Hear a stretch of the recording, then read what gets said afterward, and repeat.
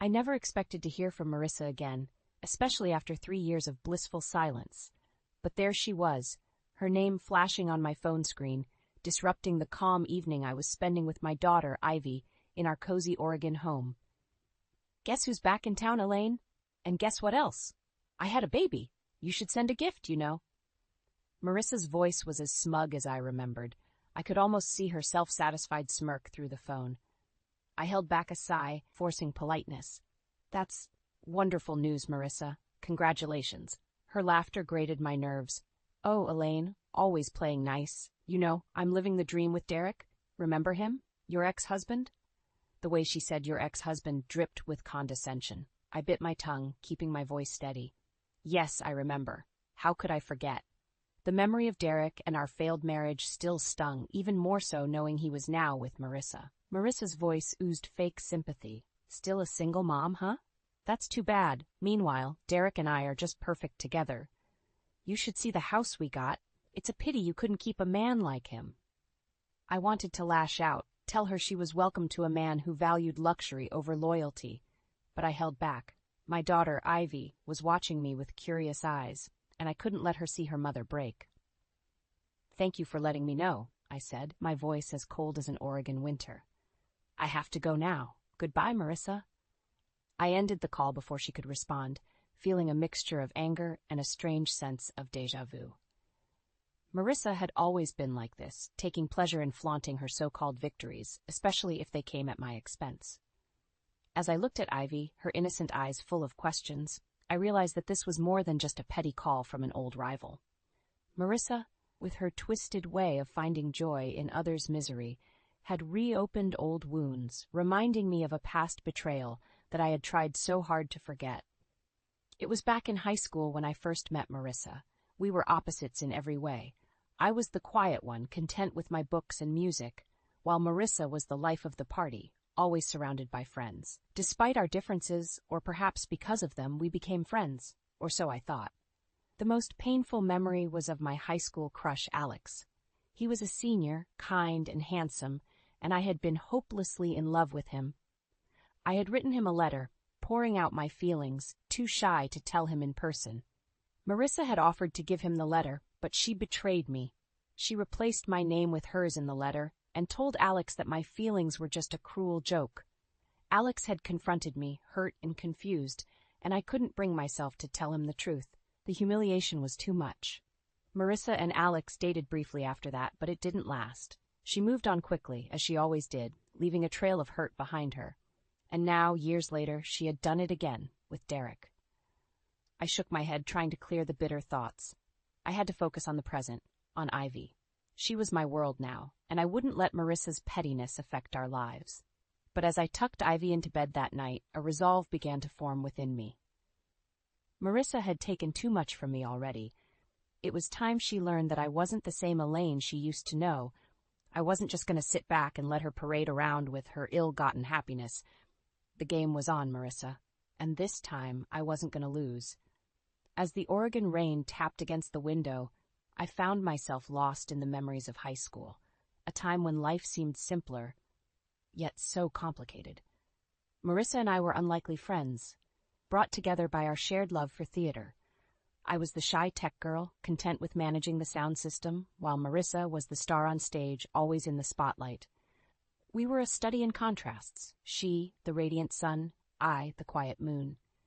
But back then, I thought we complemented each other. My crush on Alex, a senior in the drama club, was my best-kept secret, or so I thought. He was everything I wasn't, confident, outgoing, and incredibly popular. Writing that letter to him was the bravest thing I'd ever done. Entrusting it to Marissa was the biggest mistake. The day Alex confronted me, accusing me of playing a cruel joke on him, was the day my trust in friendship shattered. Marissa watched from afar, a triumphant smile on her face as I stammered, unable to explain the truth. It was a scene straight out of a teenage drama, except the pain was real. I thought leaving for Boston for college would help me escape those painful memories. It was there I met Derek, a man who seemed to be everything I needed. He was kind and understanding, a stark contrast to the high school boys I'd known. Our relationship moved quickly. perhaps too quickly, but I was caught up in the whirlwind of romance. Derek proposed during a sunset on the Boston Harbor, and it felt like a dream. But the dream started to crumble soon after we said, "I do." The man I married began to change, or perhaps he just revealed who he truly was.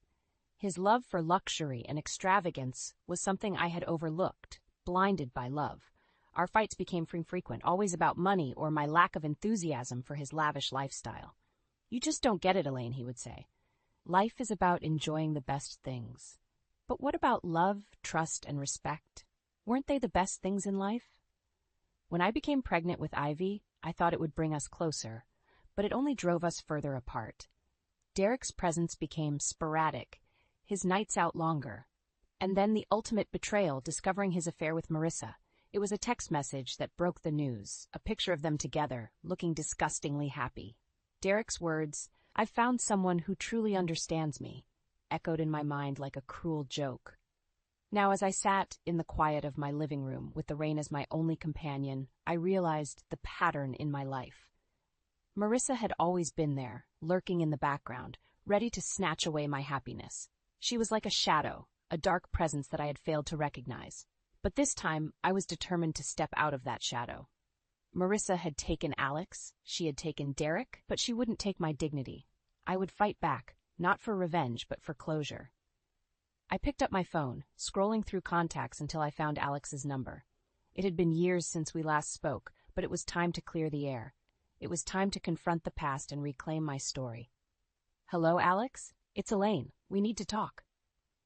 The day Derek and I got married was supposed to be the happiest day of my life. Instead, it marked the beginning of a series of events that would eventually lead to my greatest heartache. Our wedding was nothing short of extravagant. Derek, always one for grandeur, had insisted on a lavish celebration at one of Boston's most opulent hotels. The guest list was a who's who of the city's elite, along with friends and family. Among those friends was Marissa, reluctantly invited due to our intertwined social circles. I should have known something was amiss when Marissa arrived. Dressed in a flamboyant red gown that screamed for attention, she was the antithesis of a typical wedding guest. Throughout the evening, her laughter was too loud, her comments too pointed, her presence too imposing. As Derek took the stage, his charm on full display as he serenaded the crowd, I noticed Marissa inching closer to him. She had always craved the spotlight, and now she was basking in the reflected glow of my husband's performance. I brushed off the uneasy feeling, convincing myself it was just Marissa being Marissa. But after the wedding, things changed. Derek's behavior became increasingly erratic. Our fights escalated, often about his spending habits, or my so-called lack of ambition. "You just don't understand the finer things in life, Elaine," he would sneer, his words cutting deeper each time. During my pregnancy with Ivy, Derek's absences became more frequent. I was left alone, navigating the complexities of impending motherhood without the support of my partner. The man I had married, the man who had vowed to be by my side, was slipping away. Then came the night that shattered everything. I found text messages on Derek's phone, exchanges with Marissa filled with a familiarity that made my heart sink. The realization hit me like a freight train. Marissa and Derek were having an affair. Confronting Derek led to a heated argument, one that ended with him coldly stating, "Maybe Marissa understands me better than you ever did." His words were a knife to my heart. The betrayal by a husband was one thing, but by a friend, that was a wound of a different kind. I left Boston with Ivy, returning to the solace of my small Oregon hometown. Away from the city's glitz and Derek's betrayals, I found comfort in the familiarity of home. Yet Marissa's shadow loomed over my newfound peace. As I lay in bed that night, replaying the events in my mind, a fierce determination took hold. Marissa had taken everything from me, my first love, my husband, my happiness. But she wouldn't take my future. It was time for Marissa to understand the consequences of her actions. I wouldn't let her get away with it this time. I would expose her for who she truly was, and in doing so, find my redemption. With that resolve, I drifted into a restless sleep, dreams of revenge quietly brewing in the back of my mind. Returning to Oregon with Ivy was like stepping into a different world, one far removed from the chaos and heartbreak of Boston. Here, in the quiet small-town life, I found a semblance of peace. But the tranquility was short-lived, shattered by Marissa's haunting presence in my life, even from afar. Marissa's message about her life with Derek was like a poison, seeping into my newfound happiness and tainting it with bitterness. She flaunted her life with Derek, not out of joy but out of spite, relishing the chance to twist the knife she had already driven deep into my heart. As I sat in my childhood bedroom, Ivy asleep in her crib, I scrolled through my social media feed, only to be ambushed by pictures of Marissa and Derek. There they were, looking disgustingly perfect together, their smiles a stark contrast to the pain they had caused. Marissa's latest post was a picture of them in a luxurious house, Derek's arm possessively wrapped around her. The caption read, "Living the dream with my soulmate." Each word felt like a deliberate jab, a reminder of what she had taken from me. Anger bubbled inside me, a fiery mix of betrayal and indignation. Marissa had always been a master manipulator, playing people like chess pieces for her amusement. But this time, her game had gone too far. She had stolen my husband, my sense of security, and tried to rob me of my dignity. I knew I couldn't let her win. Marissa thrived on attention and adoration, but what she feared most was exposure, the world seeing her for the manipulative, heartless person she was. It was time for her facade to crumble. With determination, I began to plan. I reached out to old friends, gathering bits and pieces of information about Marissa and Derek's life together. Each story painted a picture of a relationship built on lies and deceit. I also reconnected with people from our high school days, including those who knew about Marissa's betrayal with Alex. As I pieced together the narrative of her past manipulations, a pattern emerged, one that would be crucial in exposing her true nature. One evening, as I was poring over messages and emails, Ivy toddled into the room, her innocent eyes filled with curiosity. Seeing her, a wave of clarity washed over me. This wasn't just about revenge, it was about protecting my daughter from the toxic influence of people like Marissa. "Ivy," I said, lifting her into my lap, "Mommy is going to make sure no one ever hurts us again. We're going to be just fine, you and me." As Ivy nestled into my arms, her presence a comforting weight, I felt a renewed sense of purpose. Marissa might have thought she had won, but the game was far from over. It was my move now, and I was playing for keeps. The autumn leaves in Oregon were turning a fiery red, much like the burning resolve within me. My plan to expose Marissa's true character was taking shape, but an unexpected encounter added a new dimension to my scheme. It was at a local community theater where fate played its hand. I had taken Ivy to see a children's play, hoping to distract myself from the brewing storm in my mind. As the audience applauded the final act, the director stepped onto the stage to thank everyone. My heart skipped a beat. It was Alex, my high school crush. After the play, I gathered my courage and approached him. "Alex, I'm Elaine." "We were in drama club together in high school," I said, introducing myself and Ivy. Recognition dawned on his face. "Elaine, wow, it's been ages. What brings you here?" I hesitated, then decided to be upfront. There was a misunderstanding back in high school that I never got to clear up. Over coffee, with Ivy playing quietly by my side, I told Alex everything, about the letter, Marissa's betrayal, and how it had affected me. To my surprise, Alex was genuinely sympathetic. "I always wondered about that," he said, shaking his head. "Marissa and I didn't last long. She always seemed off." As we talked, I realized how much I had misjudged Alex back then. He was not just the popular senior, he was kind, understanding, and, surprisingly, still single. The conversation shifted to life, parenthood, and our current pursuits. Alex's interest in theater had turned into a career, and he was now a respected director. He listened intently as I spoke about my love for sound design, a passion I had nurtured despite the chaos of my personal life. "That's impressive," he said. "You know, we're looking for someone to help with sound design for our next play. Would you be interested?" The offer took me by surprise. I'd have to think about it, with Ivy and everything." "Take your time," he said, smiling. "It would be great to work with you again, Elaine." As I left the coffee shop, a plan began to form in my mind. Working with Alex could be the perfect opportunity to rebuild my life, both professionally and personally. It was a chance for me to step out of Marissa's shadow and reclaim my story. But more than that, it was a chance for revenge. Alex, a link to Marissa's past, could be the key to exposing her. With him by my side, I could show the world Marissa's true colors. As I tucked Ivy into bed that night, I felt a sense of hope for the first time in a long while. Marissa had taken so much from me, but she hadn't broken me. I was still standing, and I was ready to fight back. "Mommy's got work to do," I whispered to Ivy as she drifted off to sleep. The stage was set, and it was time for Marissa's final act. The opportunity to confront Marissa presented itself unexpectedly. She had thrown a lavish party at her in Derek's house, a spectacle designed to flaunt their ostentatious lifestyle. I hesitated at first, but then realized it was the perfect stage to unveil Marissa's true self. Dressed modestly yet elegantly, I arrived with Ivy in tow. The house was abuzz with guests, laughter echoing off the walls. Marissa, draped in an extravagant dress, played the perfect hostess, her laughter ringing louder than the rest. "Elaine, how nice of you to come!" Marissa greeted me with a saccharine smile, her eyes scanning me dismissively. "And you brought Ivy too.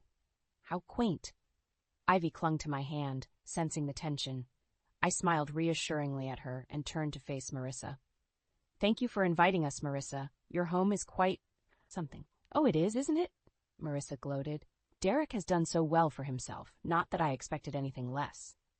As the night progressed, I watched as Marissa flitted between guests, her mask of charm never slipping. But I knew her too well. Beneath the surface lurked a conniving, selfish woman who thrived on others' misfortunes. I found Derek standing alone on the balcony, his eyes distant. "Derek," I said, approaching him cautiously. He turned, surprise registering on his face. "Elaine, I didn't expect you to come." "We need to talk," I said firmly, "about Marissa." Derek's expression hardened. "What about her?" "It's time you knew the truth about the woman you left your family for," I said, my voice steady. "Marissa isn't who you think she is." I revealed everything.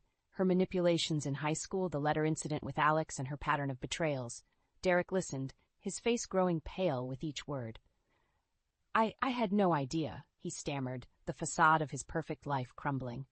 Just then Marissa appeared, her smile faltering as she saw us talking. "What's going on here?" she asked, her voice laced with suspicion. "Derek, why don't you tell her?" I challenged, stepping back to watch the unraveling of Marissa's carefully constructed world. Derek faced Marissa, his newfound knowledge casting a shadow over their relationship. "Marissa, Elaine told me about your past, about everything." Marissa's eyes flashed with panic, then anger. "Elaine, you always were a jealous, spiteful—" "No, Marissa," I interrupted, my voice calm but firm. "I'm not the one who's spiteful. You are. You've built your life on lies and manipulation, but it ends tonight." The guests, drawn by the commotion, began to gather around us. Marissa's mask slipped, revealing the vindictive person I had always known. She tried to deny everything, but the truth was out. As the party descended into chaos with whispers and shocked expressions, I took Ivy's hand and left. Behind us, Marissa's world was falling apart, the consequences of her actions finally catching up to her. Ivy looked up at me, her eyes wide. "Mommy, are you okay?" I smiled, a genuine smile of relief. "Yes, sweetie, we're going to be just fine." The aftermath of Marissa's party was the talk of the town for weeks. The facade of her perfect life had crumbled, leaving her exposed and vulnerable. But as the dust settled, I found myself not in a state of triumph, but in quiet reflection. In the weeks that followed, I poured my energy into the sound design for the community theater, working alongside Alex. Our collaboration was a refreshing change, and through it, I rediscovered my passion for music and sound. Ivy thrived too, making friends at the theater and even taking a small role in an upcoming play. Her laughter and joy were a balm to my soul, a reminder of what truly mattered. Marissa, on the other hand, seemed to unravel further with each passing day. Her social media posts, once filled with bragging and luxury, became sporadic and tinged with desperation. Derek had left her, unable to reconcile the woman he loved with the truth of her manipulations. One chilly evening, as Ivy and I walked home from the theater, my phone rang. It was Marissa. Her voice, once so confident and mocking, was now tinged with desperation. "Elaine, I need your help," she pleaded. "Everyone has turned against me. I have nothing." Her words should have brought me satisfaction, but all I felt was a deep sense of pity. "Marissa, you brought this on yourself. You hurt a lot of people, including me." I know I did, but I'm alone now. I thought you might understand, being a single mom and all, she said, her voice cracking. I stopped walking, Ivy looking up at me with curious eyes. Marissa, being a single mom doesn't make me weak. It makes me strong, strong enough to know when to help and when to walk away. So you're just going to leave me like this? Marissa's voice was a mix of anger and despair. I'm not leaving you, Marissa. You left yourself a long time ago. I hope you find your way back, I said, and with that I ended the call. As Ivy and I continued our walk home, I felt a weight lift off my shoulders. I had come full circle, from a victim of Marissa's games to a survivor standing on my own 2 feet. In the days that followed, I focused on my work and Ivy, building a life filled with love and purpose. Alex and I grew closer, bound by our shared passion for theater and our mutual respect for each other's talents. The final performance of the play was a success, and as I watched Ivy on stage, her face alight with happiness, I knew we had found our place. We had turned a page, leaving behind the pain and betrayal, ready to write our own story. Marissa's downfall was not my victory. My victory was in moving forward, in finding joy in the simple things, and in the love I shared with my daughter. As the curtain fell on the final act, I hugged Ivy tightly, her laughter ringing in my ears. We did it, Mommy, she beamed. Yes, we did, I whispered, my heart full. We did it together.